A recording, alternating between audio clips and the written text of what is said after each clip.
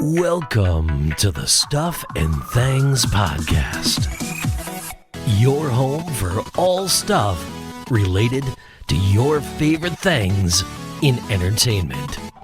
Now, here are your hosts.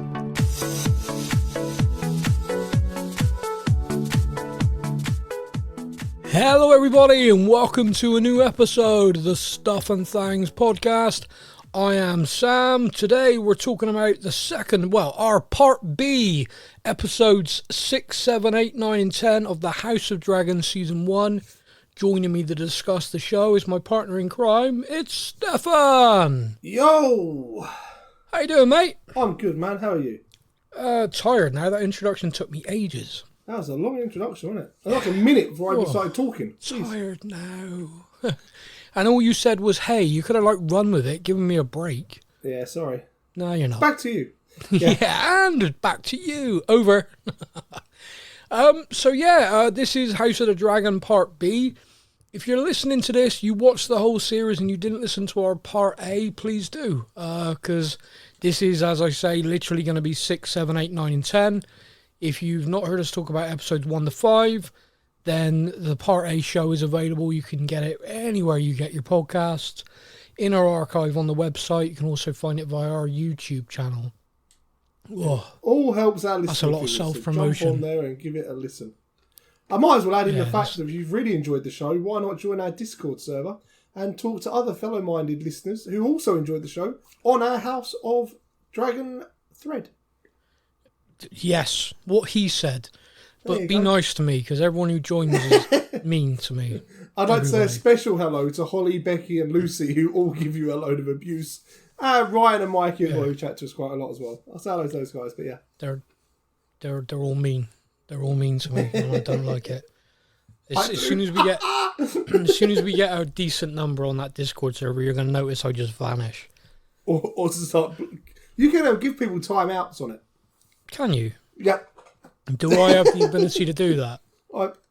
I believe you might have, yeah. Okay. That's good to know. I'm going to look into that. So many people are getting 20-minute timeouts. Oh, Go to the naughty step. Yes, just leave me alone. But we do have a packed show, so let's dive straight into it. This is House of the Dragon Season 1. We're opening talking about Episode 6, and the title of that episode was... The Princess and the Queen. Correct. I thought you had a delay there. I thought I'd lost you. No, I'm here. That was me just drinking and then getting ready for it. Yep. Oh, cheers, man. So we kind of separated this show into two sections of 5 episodes, and fortuitously, I mean, it kind of happened through circumstance for us, but fortuitously, it would appear that between episodes 5 and 6, there was a 10-year time jump, which coincided with actors changing. Yeah. Some. Two actors. So it was kind of it was a significant change anyway between episodes 5 and 6. Just quickly then, I mean, we obviously got a lot to talk about, but just quickly, how did you feel about the 10-year time jump? Did you feel like, so for example, for me, I felt like I watched a series that was 5 episodes, and then I watched the second series. It kind of felt, although the characters were all the same, it was a real change. Like the show, I felt like I constantly missed a season or two. You know, it was odd. What were your thoughts on it? Were you okay with it, or did you have a similar feel? For me, I was saying to you, I quite like the fact it was like watching 2 different series. Like I've watched series 1, now here is series 2. Yeah. Without the normal 1.5 year break in between. It was pretty good. Yeah. However, for me, the only bit that really, I won't say bugged me, but kind of got me a little bit, is that the only actors that changed were the 2 main characters. Like the dad stayed the same. Yeah. So Christopher, I think his name stayed the same. Damon stayed the same. Yeah. And it was all kind of like, if 10 years have passed, the only character who stayed the same but looked a bit worse for wear was the king. You know, he looked a bit worse for wear and a bit older, but everyone else was exactly the same. I was kind of a bit like, either 10 years has passed and you kind of got to tell me, like, I'm 32 now. I do not look the same as I did when I was 22. No. And I'm pretty sure I won't look the same now when I'm 42. Well, you never know. I could get lucky. But yeah, for everyone else to stay the same, apart from those two, was just a little bit of a, okay, right. Yeah, I mean, it certainly was odd, and it led to a lot of jokes and a lot of memes. I bet, yeah. About the sheer amount of vampires living in Westeros. Yes, they do not age. Yeah, but you're quite right. I mean, it was those two. Do you think perhaps a key reason for that is the original actresses were 1920 when it was filmed? I think they're both sort of like 22, 23 now. But when it was being filmed, like those initial episodes, they were still teenagers or just past teenage. Do you think perhaps that the severity of the scenes, I mean, like, because episode 1 to 5, there were some stuff in it where like, oh wow, okay, that was a little shocking. But 6 to 10, there was some stuff in it that was straight up. I'm going to talk about it as it comes up, but there's stuff there I'm just like, I don't think that was necessary. Why are you showing me this? Because it's Game of Thrones. It's the only explanation for it. Yeah, but you are correct. Yeah. Yeah. But do you think that perhaps played a part in it, like casting like 10 years older actresses to fill those roles? Quite possibly. Yeah, quite possibly. For me, it was just a case of where the others stayed the same. It was only the children that kind of aged up. Well, I would say, again, and to caveat this, the ages were supposed to be the characters like 15, 16. Yeah. Now, 15, 16-year-old girls do look very different than 25, 26-year-old women. So that 10-year bracket is significant.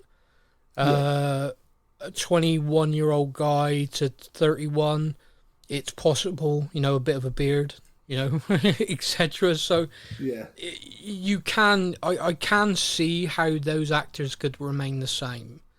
But a few of them, for example, not did they just remain the same, they like, there was no effort to make it look like they've aged. It was kind of a Sir Kristen Cole or whatever his name was, just looked identical. Yeah, he hadn't even changed his haircut. He was just the same guy. So that was a bit odd. But to sort of walk through the bullet points then, the very opening scene of episode 6 is a birth scene. We see Princess Rhaenyra giving birth to a child, and the Queen demands to see the child straight away. Yeah. I mean, you're in a unique position, and we're going to talk about it a couple of times in these episodes at the moment, where your wife is expecting, and you're watching this show with her. So how was that opening to episode 6? Yeah, there's a few things throughout this whole show about birth that's been a bit, oh my god. I mean, not going to lie, episode 6 birth was better than episode 1's. Yeah.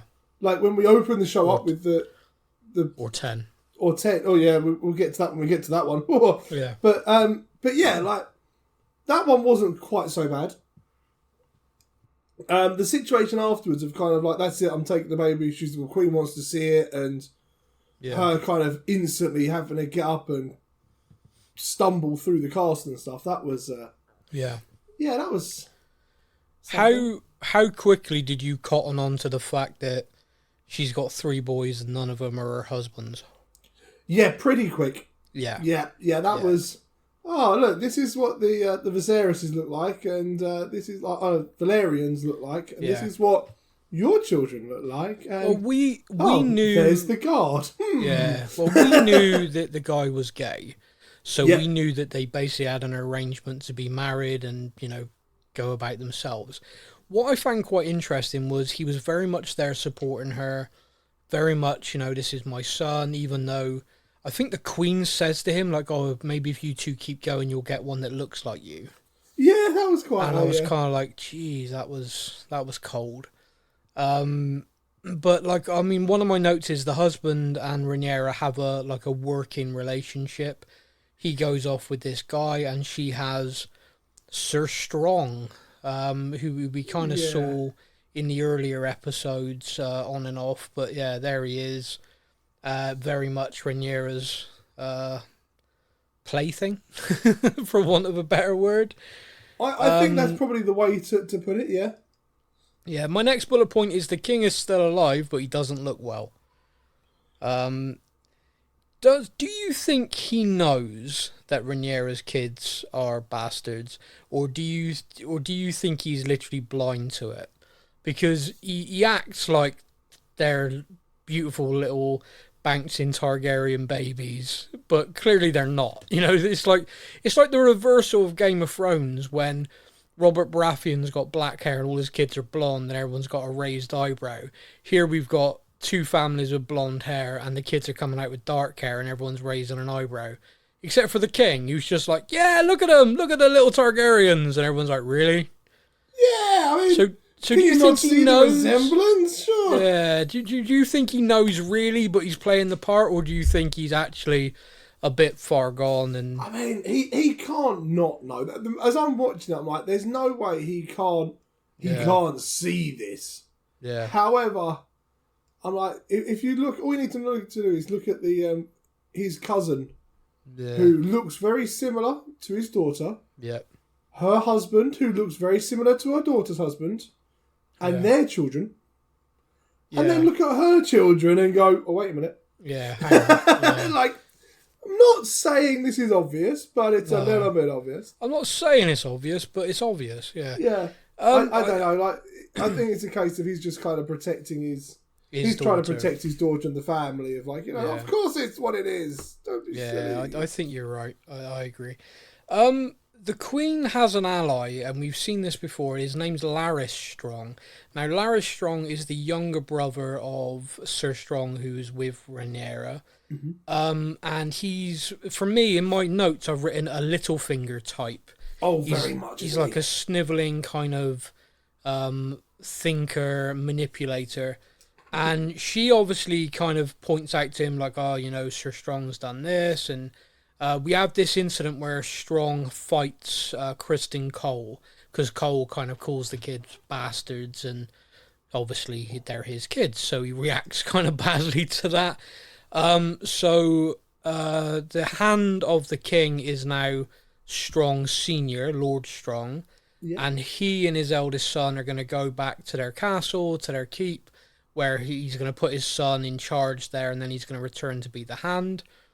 But Laris, the Queen kind of points out that, like, this is a real pain to me that your father's the hand. He was willing to resign, but the king wouldn't have it. I'd much prefer it if my father was back as the hand. So Laris kills them. Yeah. And he releases prisoners, removes their tongues so they can never tell anyone, and part of their deal for being free is obviously they lose their tongues, but they have to go and burn down these castle chambers. And it's a bit of a bum deal, isn't it, for a prisoner? I think they're being put to death. So this is like, you can die, or you can lose your tongue and go and do this and live, and they do. Yeah. So Laris basically orchestrates his older brother and his father to be murdered for the Queen. Yeah. Now, what did you think to her reaction? Because I thought she was kind of shocked. Like, I said this to you saying it. I wasn't expecting you to go and do this. Or do you think she was playing it being shocked? I think she was playing. I think she knew exactly what she was doing. Yeah. There's a few moments throughout this where I think the Queen does things and you're like, you know exactly what you're doing. Okay, all right. I felt she was perhaps a little naive in the sense of, she's playing the Game of Thrones here, and I think she didn't realise if I say this, they'll actually go and bloody do it. Yeah. Like, Laris, he's obviously got a bit of an affection there as well towards the Queen. Oh yeah, I feel like he takes things very literal. I feel like when she does say something, we'll get to that scene later. Yeah, that's the one that just doesn't deserve to be in there. Now we catch up with Prince Daemon. Now this is an interesting one because in episodes 1 to 5, Daemon has an issue. Daemon cannot finish sexually. Daemon can get it up. Damon can start fucking, but Damon then just loses it and can't finish. This is something this is something we see depicted a number of times. Yeah. His wife in the Eerie teases him about it before he kills her. Yeah. And we see him, he's obviously had a thing for Rhaenyra and there are countless times. So it is a big story plot. Like in episodes 1 to 5, you're kind of like, okay, this is a big deal. This is something that clearly fuels his anger and, what is this? What was the point? And then in episode 6, we see him, he's married, he's got kids, and his current wife is pregnant. So he fixed his problem in that 10-year gap, but it was such a big plot point in episodes 1 to 5 and then just nullified. And it was something that kind of irked me.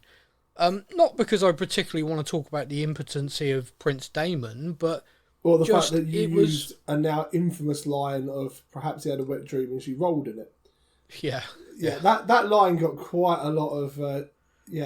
I don't know if I want to use the right word applause, but I don't think listeners, the listeners enjoyed that line. I'm not sure enjoyed's right either. I think a number of people spat their drink out. A few people enjoyed that one. But do you see my point in this, which is that was like such a big thing. I'm like, it was there for everyone and then just gone. Not an issue anymore. No explanation, no nothing. Just what this girl was able to get, I don't know, just like, what the hell? And it was kind of annoying. Clearly she had some talents, because everyone else had failed. Yeah. Clearly had some talents. But he appears to be avoiding going home. Whether that's because he does have this thing for Rhaenyra and she's now married or what, I don't know. But he seems to want to stay over in Essos. Sort of whoring himself around, if you know what I mean, like basically offering to go up on his dragon and slay people for money, in essence. She's keen to go home, and then we have yet another birth scene that goes horrifically wrong. She is struggling, the maesters that are there can't help her, basically the baby and her are gonna die, but there's one key thing that happens here, which I think is really interesting, was right back in episode 1, the king was asked, we can try and save the baby, but your wife will die, and he made that choice. Like, instantly. He was like, didn't even think about instantly. It. Oh, good, I'm going to have a son, kill her. He just didn't even think about it. And for all of his, I loved her, that was so fast and so sharp, it was like, okay, that's messed up. Yep. Now, Daemon doesn't. Daemon won't make that call. Daemon's like, no, save her. Or, just like, no, that's not, I'm not making that call. Yeah. Now, she, I think, realises that she's basically bleeding out. She's going to die. And so she takes herself out to her dragon and instructs her dragon to kill her, Dracarys. Yeah. And it's she kind wants to die a dragon rider's death. Yeah. And it's like, jeez. Yeah. I mean, my note here is just she dies via dragon. Pretty badass way to go. I also think it was kind of an interesting scene because we know that dragon's this big CGI thing, but I felt that they did a good job because it kind of conveyed this emotion of the dragon, like, I don't want to do this. Why are you asking me to do this? Yeah. And she kind of pleaded with it, and eventually the dragon did it. But I kind of found that fascinating because, like, I know there's not a real dragon. I know that's not an actor or, an acting dragon. But I was kind of like, you could almost convey the emotion there. I thought it was really well done. Yeah, I make you right on that one. Yeah. Rhaenyra, my next note is Rhaenyra feeling the kind of pressure from the Queen, everyone in court gossiping about her children, decides to leave King's Landing and heads to Dragonstone, basically to basically take it as hers and to set up as her own fortress, if you like, safe and away from all the gossip. I mean, my final note on episode 6 was, is this the beginning of the lines being drawn? I mean, I was very wrong. I think several times during these final 10 episodes, I was like, oh, here it is, here's the moment. But I was constantly wrong until the very end. The very, very end, yeah. One of the things that got me, so obviously at the end of episode 5, we saw the king collapse. Yeah. And then we have this time jump, and I was expecting the king to have died. It turns out, no, he's fine and had 3 children. So he did all right in those 10 years. I mean, he's a lot iller now, but he done all right in those 10 years. He'd already had the kids, though, hadn't he? The kids were all young before the time jump, and then they were older after the 10 years. But during those 10 years, he'd gone downhill. He's pretty ill. Oh, so I thought the children were between the episodes. No, the kids are like 18, 16, and like 12, 13. Ah, okay. I'm getting muddled up in the kids. Yeah, no, he'd had the kids before the time jump. But I'm getting muddled up in the episodes. Okay. No worries. Marching into episode 7 then, and the title of that episode was 7 is Driftmark. Correct, Mondeo. Now, Lena Valerian, it's her funeral. She's the one who died via dragon and was married to Damon. A man is leading the service, I think was her uncle, and he aims a dig squarely at Rhaenyra, by the way, which was kind of not even thinly veiled. He does his service in Valerian and stuff, and there's a moment where Damon just starts laughing, which is really quite creepy, a bit weird. Yeah. And then, but like I said, this dig is not subtle. She leaves behind 2 true-born children. It's kind of like, wow, dude. That's, not Put subtle. that one in your pipe. Yeah. Yeah. We see the king try and make peace with his brother, asks him to come home from Pentos. And I'm going to read my notes, okay? Just because I think you'll find this funny. The king tries to make peace with his brother, asks him to come home from Pentos. Seems genuine. Damon, however, just slopes off and nails his niece. Yeah, pretty much. Yeah, there you go. Damon finally has his way with Rhaenyra. They go for a walk on the beach, and I mean, I think Rhaenyra starts it, in fairness. Yeah. And he's now able to finish it, which, he wasn't before. Prince Ayman takes the dragon that belonged to Lyanna. Now, what did you think about this scene? Because this is kind of a massive thing where he was being teased that he didn't have a dragon, and the other kids would tease him. They even got a pig dressed up as a dragon at one point.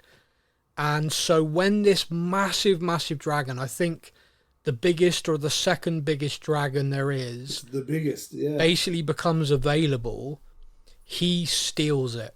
He goes and takes it, and it bonds with him. He flies the dragon, so now it's his. Now, Prince Ayman doing that leads to a confrontation with, obviously, Lyanna's daughters, who obviously felt that was her mother's dragon, therefore it was theirs. And that leads to a fight. Rhaenyra's kids also get involved, and Prince Ayman loses an eye. Yeah. What were your thoughts on that whole confrontation? Because obviously the fallout from it's massive, but that whole confrontation for me, it was like, actually, Ayman was a complete ass. He was completely in the wrong. He then hit the girls, which led to Rhaenyra's kids getting involved. And to be blunt, I thought during it one of the kids was going to die, because I saw on a couple of occasions lift up rocks and stuff, and I thought one of these kids is dead. Yeah, you're waiting for a kind of a bashing somewhere and someone to be like, oh no. Yeah. To lose an eye, I think he deserved it, quite honestly. I feel harsh to say that about a child, but at the same time, this kid deserved it. Yeah, he's an ass. Completely agreed. Yeah. The fallout from it is massive. It's huge. It's like publicly, the Queen publicly calls the kids bastards. The Queen literally wants one of Rhaenyra's kids' eyes removed. Is like an eye for an eye, literally. Yeah. It is so. It's like all of the tension, everything that's gone on is built up to the point of this moment. You see a moment where Kristen Cole goes to step forward, and Damon steps across. So that's a confrontation. It's like waiting to happen, isn't it? Just yeah. And you see like the kids arguing, the king trying to keep control, trying to keep the peace, but the queen is just like crazy, and she steps forward and actually cuts Rhaenyra, and that kind of is a moment that everyone pauses because it's like, oh shit, just got real, you know? Yeah, I think she says to it, doesn't she? Everyone now sees you for who you truly are. It's like, oh, damn. That was a cold. Damn. It was a cold line. Yeah, it was a cold line. We see Hightower, who's back installed as the Hand, following Lord Strong's death, just like she wanted. Is it basically just me, or is says it everyone that's a Hand is just some creepy, slimy bastard? Well, I think it's part of the job. In this, it really does seem to be like. Yeah. I don't know. Lord Strong seemed to be a good guy. It was his son, the youngest son, who was a slimy, horrible bastard. Yeah. But Hightower says to her in a kind of a great moment, it's like, I was worried that you didn't have it in you to do what needed to be done, but now I know you do. And I was kind of like, wow. And then he also says, Ayman losing an eye but gaining the biggest dragon.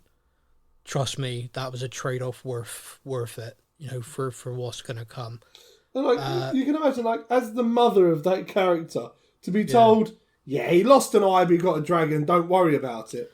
Not what you want to hear at this point, I'm sure. Not in that moment, but again, it kind of goes to show, I think, that Hightower is playing a game of chess when everyone else is not even realising the game's being played yet. Yeah. You know what I mean?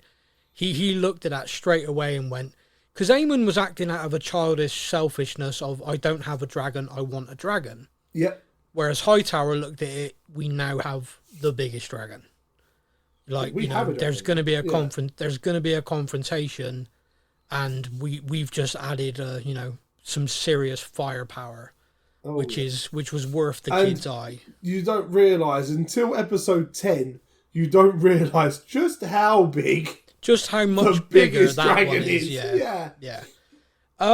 We also have so this episode for me ends in a kind of a quandary that I've wanted to put to you ever since the episode aired. So Rhaenyra and her husband sit down and have this amazing conversation about how they're going to work together, how they want to get things done, how he's going to play the role of the husband a lot better, and how he feels guilty, and they basically talk about their mutual respect and love for each other, and it's like this amazing conversation. And then later, Rhaenyra plots with Damon to kill him, and he is, air quotes, killed. But then at the very end, we see he's not dead. He simply shaved his head and run off to sea with his boyfriend. So I got my question here, and I still don't know the answer, having watched all the episodes. Neither do I. Did Rhaenyra involve him in this plan, or did they literally try and kill him, but he outsmarted them and got away? Because he wanted to just be at sea. He wanted to go live his life with his boyfriend. He wanted to get away from it all, the titles, the lot. Yeah. But after she had that amazing conversation with him and seemed to be like, yeah, great, thank you, this is going to be really good, to then turn around and be like, yeah, he's got to die. And it's like, I still don't know. I've watched 10 episodes of this show. This happened in episode 7. And he's never mentioned again. He's not seen again. Or he's mentioned by the parents. He's mentioned because everyone kind of... Yeah. Everyone just kind of assumes that they killed him because they then get married. Yeah. So Rhaenyra marries her uncle Damon at the end of this episode. So weird. And it's Targaryen. It's so Targaryen, yeah. Yeah, it's so Targaryen. That's a reality TV show for the time. Oh, isn't it just? But yeah, it just, I don't know. And it's frustrating the hell out of me. Now, it's good writing because I don't know. I don't know which way it is, because I want Rhaenyra to be the good character, so I don't like the idea that Rhaenyra would do that. But at the same time, all the evidence is that she did. That she did go, actually, yeah, I want to marry you. It makes my claim stronger, so therefore I need to kill him. Yeah. But then, however, they've just had that conversation and there's seemingly a lot of respect and stuff between them. So you'd like to think and goes, I think right, this is what's going to happen. But then surely they've done it in a sense of there is a witness to it happening, in quotations. So therefore it kind of covers the tracks. But at the same time, it was confusing. Yeah. So it was confusing. Now, this show, of course, continues to use time jumps. So between episode 7 and episode 8, 6 years go by. Yeah. But no one ages this time. It's okay. No, apart the from kids. the children. The very children age, but no one else is. So the children, the actors for the children have all now changed. And this episode 8, the title of the episode was... The Lord of the Tides. You're exactly right. So my first note, the throne of Driftmark is in dispute as Lord Corlys Velaryon has been mortally wounded in battle. His brother wants the throne, as he states that the sons of Rhaenyra are bastards. And he ain't wrong, by the way. No, true. He says, they're not true born, and the dispute is going to go in front of the king. However, at King's Landing, the king is no longer really ruling. He is now so ill, like his part of his face is faded and rotted away. Oh, yeah. He's withered, he's gone. The queen and the hand are basically ruling. So this is going to go in front of the queen and the hand, and Rhaenyra knows, well, shit, this isn't going to go my way. Yeah. However, she does go to King's Landing. Her and Daemon do make the way there, and they go to visit the king. Now, what did you think of the scenes? Because obviously Rhaenyra's kind of shocked to see her father that way. Yeah. But I actually thought Daemon was quite... There were a couple of moments where Daemon saw him. You can actually tell that he does really love his brother. Yeah, he's kind of really taken back almost by seeing the state he's in. And it's kind of like, okay, there is actually a lot of respect and love still there. Yeah, there really is. Which it was we didn't see that kind of there in some of the episodes. We kind of like, oh, okay, and he married his niece. However, there does appear to be this love for them. And it's gruesome. Seeing his face is gruesome. Walking through a few other bullet points from the episode, Prince Aegon, who is basically the one, if not for Rhaenyra, the eldest son, would be in line for the throne, rapes a serving girl. And based on the way the queen deals with it, it's not the first time. No, he is a dick. That character is awful. Absolutely awful. Entitled piece of shit. She confronts him over it and he's just like, oh, I was having fun. Yeah. He's just Joffrey, isn't he? Isn't he just? That's, very, very much so, that sort of character. Prince Ayman, now wearing an eye patch, we see training and fighting, and he is very good. Yep. Also very aggressive. He sees the Rhaenyra's kids, and there's like real tension there for obvious reasons. Yep. We see that Rhaenyra, when she's with her father, basically kind of pleads with him to be there for her. Like, this is what's happening. You have to understand that the legitimacy of my children's being challenged, Dad. I need you. This really needs to be you. And we have this big scene in the throne room, the Iron Throne.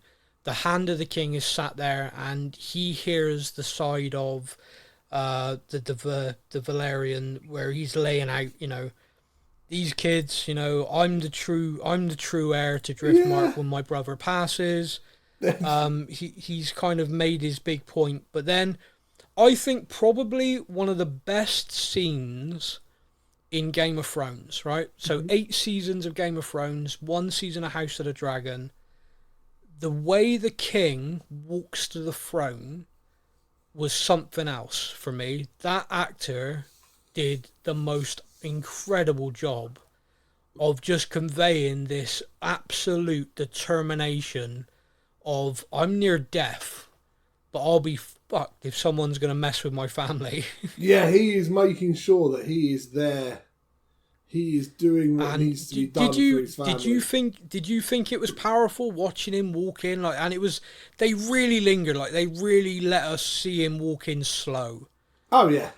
And there's a moment where the crown falls and his brother picks it up and hands it back, like puts it back on his head, which apparently was ad-libbed in the moment because the crown wasn't supposed to fall. Oh, no way.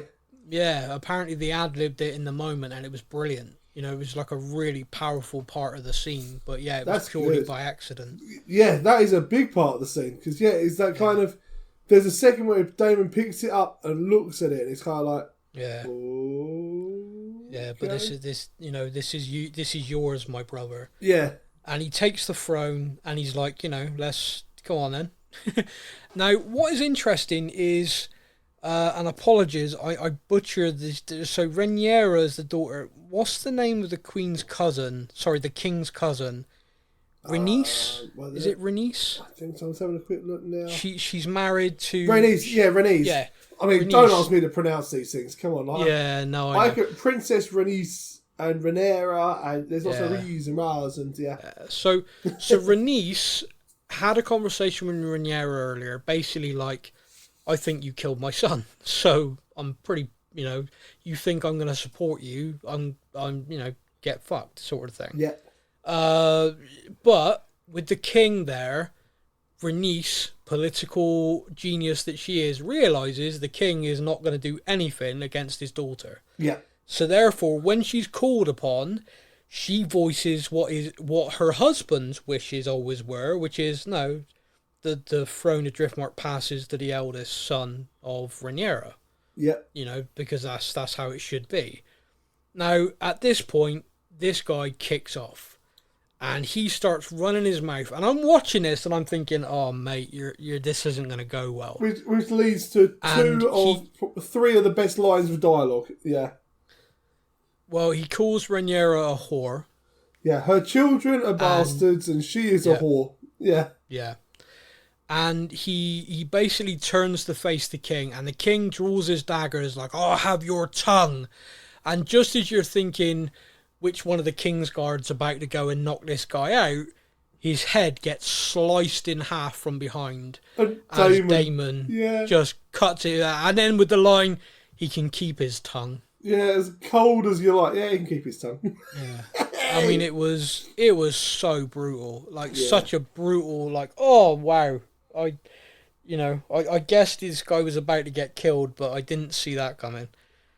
As my wife went, oh wow, and I was like, welcome to Game of Thrones. Yeah, welcome. We then have after that a family supper. Now, this family supper for me was kind of like the king kind of got his way. He wanted everyone there and everyone to heal. And everyone to stop fighting and to be one family. Yeah. And the older people were seemingly getting it. His wife, the queen, Rhaenyra, they had a moment where they seemed to be healing their rift. But it was the kids. The younger children are still wanting to murder each other. And the kid who lost his eye basically made a toast about how strong they are and strong. He must have said strong at least like 5 or 6 times. And everyone knows what he was doing. And then that kicked off.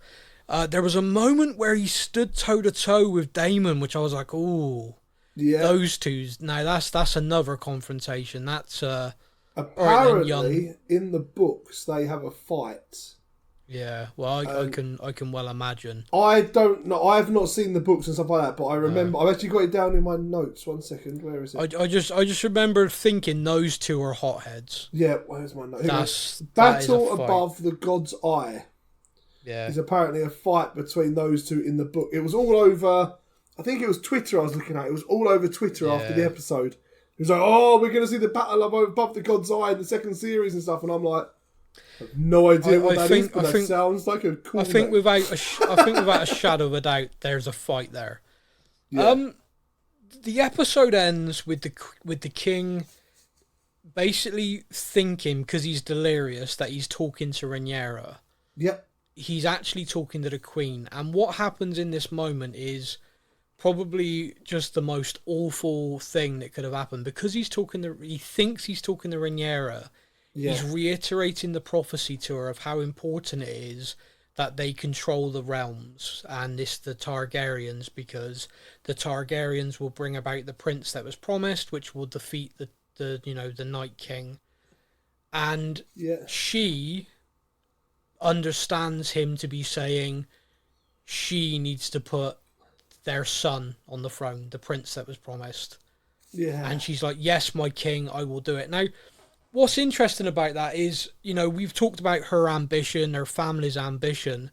It's actually him saying that to her that makes her do it, if that makes it. It's like, up to this point, I don't think she was necessarily going to make that move. I think her father was planning to. Yeah.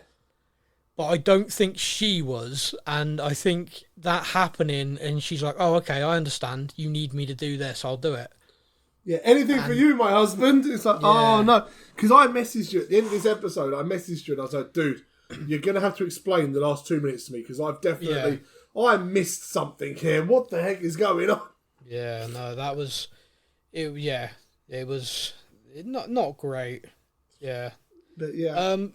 Because you kind of looked at it and you went, oh, that's that poor bastard. He did everything to try and keep that family together. And then his delirious, dying state, he literally is the reason. Ripped the family apart. Yeah. So that's the end of episode 8. The King has died, which takes us into episode 9. Title of the episode was... The Green Council. You are not wrong, my friend. The Queen does believe, like we said, the King wanted her to change everything and have her eldest son installed as king. We have a small council meeting, and there is one guy who's kind of like, this is wrong. This is against, lords have sworn fealty to Rhaenyra. The King wanted Rhaenyra. You're telling us in his dying breath that only you heard. And as he's basically voicing his dissent, Sir Criston Cole kills him. Brutally smashes his head in. And everyone else at the table is like, okay, all hail the Queen then. Yeah. Because, holy crap. One of the other things we learn is that the Lannisters, of course, have been working with the Hand to put a plan in place for this very eventuality. She's kind of, because she's taken aback by it. She's like, yeah, she does seem genuinely surprised. And she's like, wait a minute, so you guys have planned all of this without me even knowing? Yeah. Yeah. Now, the key thing over this episode is that, for me anyway, there's two parts of this episode which I'm kind of a little bit confused about, one of them. But then on the other one is... So we'll start with the one I'm not confused about, which is the Queen and the Hand basically arguing over what to do with Rhaenyra. The Queen doesn't want Rhaenyra killed. She wants Rhaenyra to be given the option to live on Dragonstone, swear fealty to the King, and live out her life with her kids and whatever. Yeah. Her father argues that because so many people swore fealty to her, she's challenged, she's got to be killed. She has to die. She has to die, yeah. She has to die. The line is something along like, as long as she has a claim to the throne, your children will never be safe, and all this sort of thing. So it's like, whoa, okay. With that being said, what do you think? I mean, for putting yourself in the position of the Greens for a moment, who's right there? I like to think the Queen has got the more kind of level head of, look, just tell them this is what's happening, but for them to order to live, go to Dragonstone and off you stay there and get lost over there, sort of thing. Yeah. But at the same time, you can understand, I don't know if that's the right word, you can see what the Hand is saying. A lot of people swore allegiance to him, and he is now by himself trying to take over the throne. So knowing Game of Thrones and the brutality of this world as we do, the last person I saw in this world try to make a deal for peace and to give people life was Ned Stark. When Ned Stark said to Cersei, I know your kids are bastards, take your kids and go, live out your life, that's fine. And Cersei organised to have him killed. Well, basically all his men killed and imprisoned because he warned her. If he just walked in there, killed her, killed the kids, do you see where I'm going with this? It's like Sean Bean, Ned Stark was so honourable. He did that honourable thing and paid for it. And his family paid for it for a long time. So I'm looking at this, I'm like, in this brutal world, if I was the Hand, my advice would probably be identical. Like, they got to die. Like, they have to go. Like, literally, you have to take them out. Because also, the other factor here is the dragons. Rhaenyra is a dragon rider. And they do have dragons. So even if you declare war and you win the war, at what cost would it be? Because dragons are like lower a whole city in a day. Yeah. They'll kill thousands of men in minutes. So it's, for me, I kind of completely understood where he was coming from. But I did like the fact that the Queen was not so willing, not so far gone that she was desperate to have her killed. Yeah. We see Sir Westerling, who's been the Lord Commander of the Kingsguard, quit because he didn't agree with what was going on, which basically means that Cole is now the Lord Commander of the Kingsguard. We don't see Sir Westerling again. I was kind of gutted about that. I wanted to see him pop up somewhere. I was hoping to see him kind of by Rhaenyra's side or something on her, but no, he kind of... I mean, I don't blame him. Just bugger off. I'm retired. I'm done. This crap. This sucks. I'm out. Bye-bye. Yeah. You're about to have dragons fighting dragons. My sword ain't going to do shit. I'm going home. Yeah, pretty much, So I don't blame him with that. But, so the bit of the episode then, which was a main part of the episode, which I don't know whether I just struggled to follow it because it felt a little bit unnecessary, is the heir to the throne, Aegon, just goes missing. And everyone's looking for him. And the Queen sends people to look for him. The Hand sends people to look for him. And it's basically like a race. Because whoever can get to him first can wield influence over him. Yeah. But it just felt like a big chunk of the episode, which was like unnecessary. Well, we find out that he has fathered quite a few children around the slums. Yeah. No great surprise. No great surprise there. But he's... The fighting pit, the children fighting pit with their sharpening nails and teeth. I'm like, the hell? And the young child in the corner that's quite clearly one of his children just sat there with like sharpened teeth and nails, but a toddler. You're like, oh my God. All Welcome to Game of Thrones. Yeah, all ridiculously messed up. Yeah. Rhaenyra via Cole get to him first. So not Rhaenyra. The Queen gets to him first, and via Cole. Yeah. And so she gets to have that conversation where she says, like, don't go, once you're named king, don't go try and killing Rhaenyra. Yeah, it won't go well. Now, Rhaenys is there at King's Landing and has been locked in her room. The Queen goes to see her to explain that the king has died and what's going to happen. Yeah, I'm so sorry. That's why you've locked me in my room. Yeah, and Rhaenys kind of like, everyone swore to Rhaenyra, what are you doing? Yeah. And the Queen's like, no, it was the king's dying wish that we changed that, and she's like, will you think on it? And Rhaenys is like, yeah, okay, whilst I'm here as a prisoner. And one of the Kingsguard, who's clearly not happy with what's going on, breaks Rhaenys out. And he's like, look, I can try and get you to a ship, and that's what we're going to do. But whilst they're trying to get to a ship, the crowds of people are being hoarded to the dragon pit, because that's where they're going to crown King Aegon. Yeah. Aegon the second of his name. And Rhaenys gets separated from her guard. He's kind of can't get to her. She gets crowded in there, but she, of course, realises, I'm in the dragon pit. Yep. And she sneaks downstairs in the dragon pit. There's like a look on her face. Yeah, there's a little look on her face of, ha. Yeah, and she just kind of sneaks off to go and find her dragon. Now that happens, and then we see the coronation. The coronation happens, Aegon II, the crowd cheer, the second of his name, everyone's like, oh, yeah, all hail! And you can see him getting into it, lifting his sword, acting like he's some Bertie Big Bollocks. And then a dragon comes ripping up and just I mean, the peasants always die, by the way. I feel bad for the working class folk in Game of Thrones because they just get munched. Pretty much. And we have this moment where Rhaenys on the back of the dragons looking at them all on this stage. One word, Dracarys, and they are dead. Yeah, they know it as well. I thought it was coming as well. I really did think. There's a moment where the Queen steps in front of her son. Well, that was the Queen. And I think she really thought about it. In that moment, I think she is looking at them and she is really mulling that over. One word and you're done. But she decides to go away and just literally flies her dragon out of there. Yeah. Which, that whole scene, by the way, was phenomenal. Was so good. Yeah, because that could have gone either way so quickly as well. Like, is he... Yeah. Is she gonna say the word and kill them all? Is she not? I think the fact she didn't was enough of a threat. Yeah, it was kind of like I could end you all. Remember, I haven't. Yeah, remember, I haven't was kind of like the real key thing there.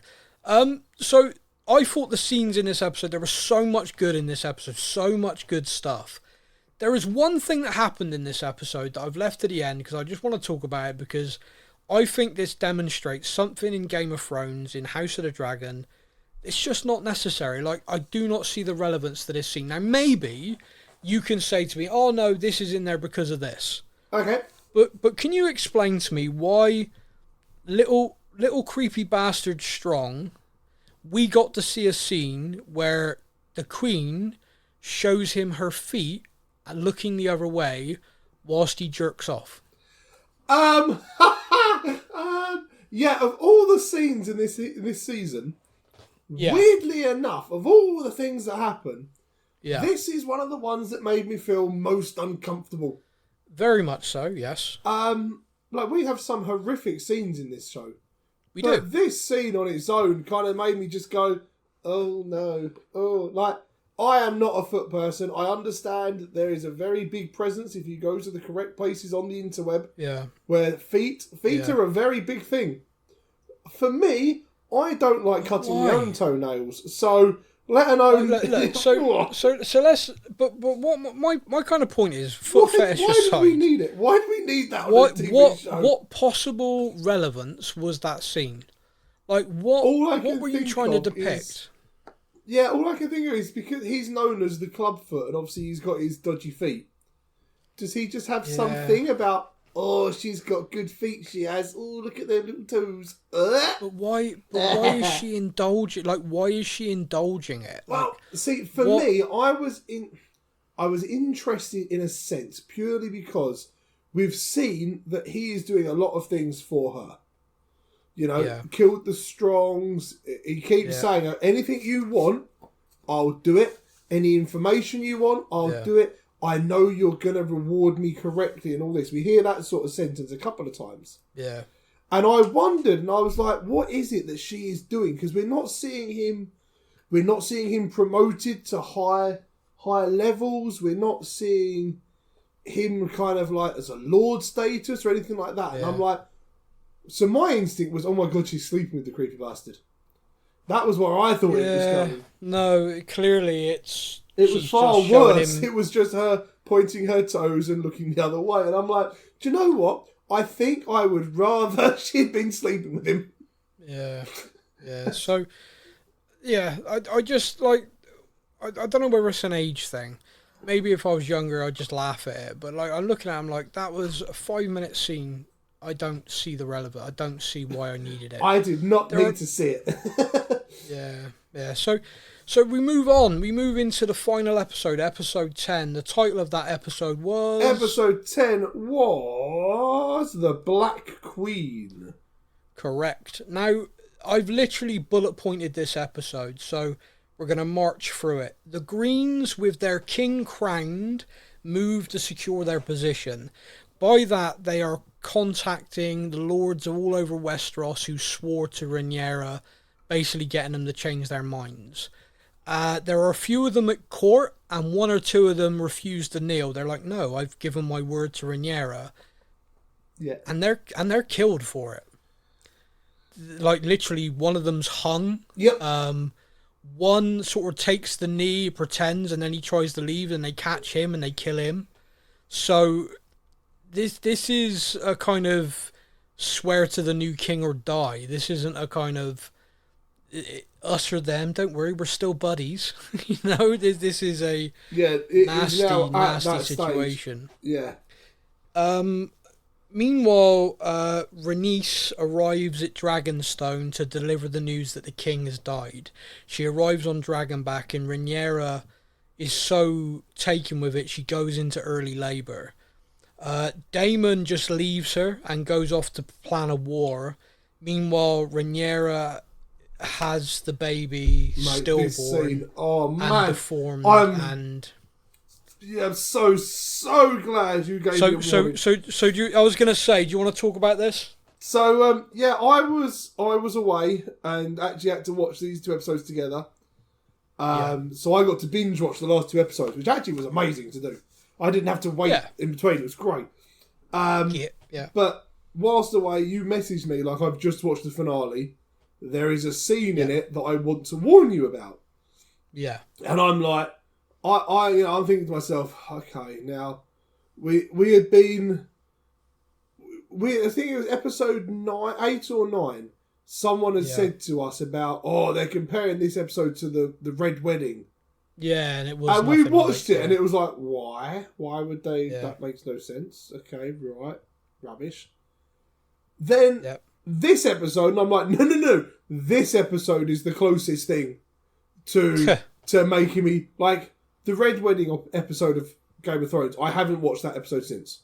No. I am actually, my wife enjoyed this series so much that we are actually now going to start back season 1, episode 1 of Game of Thrones, and she wants to watch all of Game of Thrones because she enjoyed this so much. And I've already said to her, and I'm like, I play football twice a week in the evenings. And I'm like, do you know what? When it gets to that episode, we're going to pause. You're going to wait for me to go to football. You can watch the episode, and then we'll carry on after that because I'm not. I don't need to see that again. Deal with it alone. Yeah, I don't need to see that again. Yeah. I'm good. But yeah, so when you warned me about this, and I'm thinking to myself, we watch a lot of TV shows together. We talk about a lot of them on this podcast, and I'm like, right, if you've told me that you think I need to be warned before I watch it, this is going to be some proper messed up shit. And I'm like, okay. Well, it was purely circumstance. Yeah, and then you were kind of like, no, HBO have had to change and put a warning at the beginning of the episode because of it. And I'm like, if HBO have even turned around and gone, we fucked up, sorry, here's a warning. I'm like, so I was like, dude, what is the scene? And you told me, and I was like, okay, I can understand. I'm sat with a 34-week pregnant wife. This scene is going to be interesting to watch, okay? Yeah, it's just a case of, if you're mentally prepared going into it, you can, look, it's a Play-Doh, you know what I mean? You can kind of switch it off, but if you're watching it and you're really into it, it can be quite triggering. This is why my wife is a better person than me, because she just watched it and went, all right, I've watched it and gone, Jesus Christ, oh my God! Yeah. What? I'm looking at her like, how are you still eating your pasta watching this? What is wrong with you? So I've realised my wife is a psychopath. That is what I've... Yeah, clearly. Sociopath. Rhaenyra steps away, and she then acts to hold Daemon back. I mean, Daemon's ready to just go launch an attack, and she's like, no, it's not happening, you know.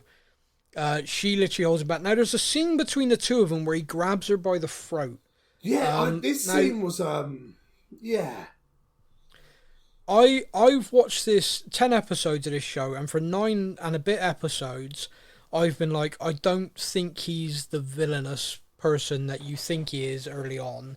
He's a hothead, but you're kind of like, I don't know him, I don't think of it, and then he does that, and immediately I'm like, oh, he's a dick. Yeah. Like, straight away, like that moment for me, it was like, okay, well, now I know what he is. Up to this point, I've been kind of umming and ahhing. There's being a hothead and there's being shouting, raving, but the minute he laid his hands on her like that, I was like, nah, nah, mate. Yeah, I was No, really you're not. confused by this scene because we've seen, obviously, he killed his ex-wife by making the horse rear up. She got died and he caved her skull in with a rock, basically. Yep. We've seen him do this. We've seen him do a lot of bad stuff, but we've still kind of sat there and gone, is it a good guy doing bad stuff or a bad guy doing bad stuff? You know, which side? And we see throughout this, we kind of see his affections towards her, and it's like, okay, he truly does want her. They want each other. There's clearly a love thing there. This isn't just Targaryens being Targaryens. There's obviously something there. And then we get this scene where she says something to him, and he just suddenly just flips and grabs her by the throat and stuff, and like, it's not even a little bit, like, that's full on strangling kind of thing, and it's like, he was, like, that wasn't a hold of kind of, now stop and listen to me. That was full on like squeezing the throat, and I'm like, what the fuck is going on? Like, it was a real kind of, I didn't expect it, and then when it happened, I'm kind of sat after the scene going, why did that happen? What? Yeah. Well, it kind of, I mean, for me, it was like, well, that settles that in my mind anyway. The sea snake has recovered. The sea snake who a few episodes ago we thought was going to die, and so the throne of Driftmark was up, but he's actually recovered. Yeah, he's he and Rhaenys have this amazing conversation about what they should do. And Rhaenys is like, you know, we might think that they deny it. We might think they killed our son, but they deny it. And right now, Rhaenyra's the only thing preventing war. Like, she stood there on her own, telling everyone to chill the fuck out. Yeah, you know? everyone is there, really like, who are our allies here? Who are our allies there? What have we got here? And she's like, whoa, wait up. Let's just... we see that Hightower comes to deliver the Queen's terms of, you know, swear loyalty to recognise the King, you know, lay down your banners, those that have, you know, sworn to you, release them from that, and there'll be peace. You know, you can live out here and be peaceful. Daemon, you know, wants to fight, and she's going to consider the terms. I did Daemon not pissed think off. Hightower was walking away from that situation. I thought he was going to survive and walk away from that. That's the second time we've seen him show up at Dragonstone where I thought he was going to be killed. I'm hoping to see him killed at some point. Third time lucky. But Daemon goes off to steal a dragon. I'm thinking his brothers, which was, you know, kind of a crazy scene where he's singing in old Valyrian. Yeah. Whilst he's doing that, the sea snake backs Rhaenyra. Him and Rhaenys arrive, show their support for her, which basically means that she controls the sea. Yeah. So the narrow sea, he's like, we have it garrisoned, the step zones. You know, I fought that war a second time. I'm not having to fight it a third. So we own it. You know, all the shipping lanes. So they actually form a plan, which is they're going to starve out King's Landing. They're literally going to starve them out. So in a peaceful, relatively peaceful way, they can transition the power. That's their plan. One of the things that's talked about around the table is those who have sworn fealty to her. And one of the names that gets mentioned is Stark. Yes!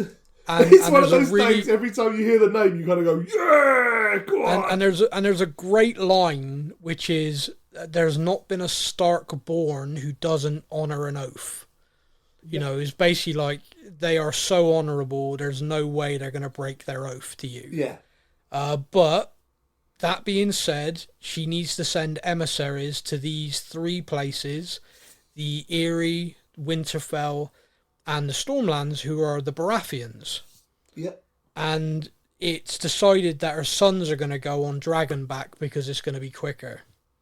So Prince Lucius, or Luce as he's known, he goes to Storm's End. But when he gets there, Prince Ayman, his uncle with one eye, due to him, is there already. Now, I personally, when I'm watching this, just went, kid, get back on the dragon and leave. Yeah. Luke, like, don't stay. Yeah. But he does. He goes in. He delivers the message. Basically, the Baratheons like, look, this guy's already here, and they've offered me this, this, this, and this. And he quite bravely says, like, you gave your word. And he gets pissy with him, Yeah. but I think kind of respects him for voicing it. And he's like, well, what are you going to do for me? Are you going to marry one of my daughters? And he's like, nope, I'm sworn to somebody else. And he's like, so you come here with nothing? And he's like, well, I came here as a messenger. I'll now return with your answer, you know, to the queen. You see that basically Ayman wants to fight him, wants to take his eye, throws him a knife and says, cut your own eye out. Yeah. And Baratheon's like, no, you two are not going to fight in my halls. You know, escort him back. He came here as an envoy. He's going to leave as an envoy. Yeah. But I don't know about you, but the minute he leaves and looks across and the big-ass dragon is gone, I'm like, you're in trouble, kid. Yeah. Like, it's one of those things where it's like, oh, wait, torrential downpour and thunderstorm. You just had someone threaten you. This kind of is going to lead badly. I've seen many films in my life. This never ends well. Visually, this scene is stunning. He takes off on his dragon. Yeah. And he's frantic because obviously he knows that, you know, Ayman's around. He knows that dragon's around. And we see this incredible visual of lightning striking and this massive dragon. It's the equivalent of like flying a kite and then a 747 flying over your head. Yeah. You know, the difference in size, it was huge. And Ayman's just like tormenting him, like dive bombing him, messing with him. But the problem is the dragons start to fight. And once the dragons start to fight, Ayman has no control. Yeah. And that big-ass dragon literally munches the smaller one and kills bites through. Lucy. Like, he basically leaves the legs and tail and the head. Everything else is gone. Yeah. Just munched. And Luke's dead. You know, the dragon's dead. And I'm sat and I'm watching it. I'm like, well, there's your war. You know, we saw Rhaenys earlier. Why didn't you kill them all when you had the chance? She's like, because I wasn't going to start this war. War. Yeah. It's not my place to start this. Well, Prince Ayman, which by the way we could have possibly predicted, was the one who's done this. Now you raised a great point with this, and I think it's perfectly valid, that the end of this episode and therefore the end of the series is a messenger coming to tell Daemon, and then Daemon telling Rhaenyra of what's happened, and you see in Rhaenyra's emotion and anger.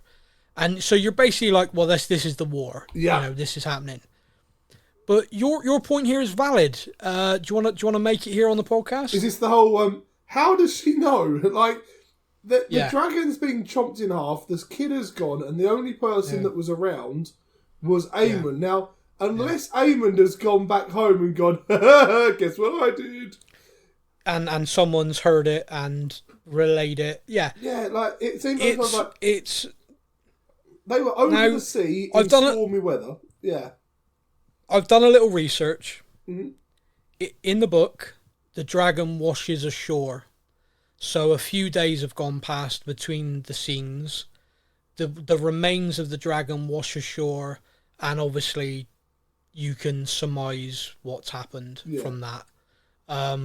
You know, and he was at Storm's End, Ayman was at Storm's End, they've taken off at the same time, and he's been, you know, the dragon's there munched, and so that's basically the message that's been relayed. We have recovered the remains of the dragon on the beach near Storm's End. Now, the messenger in the books actually comes from Storm's End, so it's kind of like they recover it. Now, whether that means that perhaps their loyalty then is switched, because at the moment it looks like they're going to be Team Aemond, but Lord Baratheon was pretty pissed that he was going to start a fight in his halls. Yeah. I can't imagine him being overly happy that he's then gone and killed the envoy. On his his lands. Yeah. So that's kind of interesting to me. But whether, you know, the show is based on, the show is, you know, so how the show deals, we'll have to wait and see. But I hope there's at least a throwaway line in season 2. I mean, given the amount of time between, probably not, but I'd like a throwaway line to like how they knew, you know? Yeah, I'm hoping for not another time jump. Like it works. I don't think However, think we'll get one because, to be honest with you, the most disappointing thing for me at the moment is the rumours that we're not getting the series next year. It's going to be the year after. Oh really? Yeah. This has happened with Lord of the Rings as well, isn't it? Yeah. That's now Apparently, the sheer scale in production, and nowadays with modern filming since COVID, they just can't turn it around in time. Ooh. It's gonna take. I don't know about you, but it's like waiting a year, 2 years for. You kind of lose momentum. I think anyway. Yeah. If you've got the confidence in the show, get them working. Get them filming it back to back. People, come on. Yeah. This is two huge properties: the Lord of the Rings and the Game of Thrones. And Series 2, Series 2 for both were announced before Series 1 even aired. Yeah. So it's not like they aired it and then went, you know what, we're going to renew this, it's done well. Yeah, bloody hell, everyone loved this, let's do a second season. No, yeah. It was announced and it's like, you're going to lose an audience quite quickly if you're going to say, 18 months to 2 years till the next season. Yep, and that's the rumour at the moment, and the fact that it's only in pre-production would suggest that that's accurate. So yeah, kind of sucks. But that's it, mate. That's all my notes. Did you have any other points from the final 5 episodes you wanted to discuss? I think we've spoken through the episodes quite well, I hope. Yeah, I think so. A massive thank you to everyone for listening. I hope you've enjoyed it as much as we have. House of the Dragon will be returning with Season 2 when, we don't know. Keep an eye on our Facebook page because that's where we tend to post all the news. Not just Facebook, but across our Instagram as well. Join us on Discord. You can get an invite for that from us. Contact us via any of our socials and we'll send you an invite to it and you can join. And you can enjoy discussing all of the shows you enjoy with us and other fans, other people who enjoy the podcast. And not Sam. But not me, because people are mean to me. Be nice. But yeah, like I said, a massive thank you for listening. We'll be back really soon. Until then, everybody, you all take care. And that's a wrap. Thank you for listening to the Stuff and Things podcast. We hope you enjoyed the show. You can find us on Facebook or online. Simply search the Stuff and Things podcast to join in our conversation every week.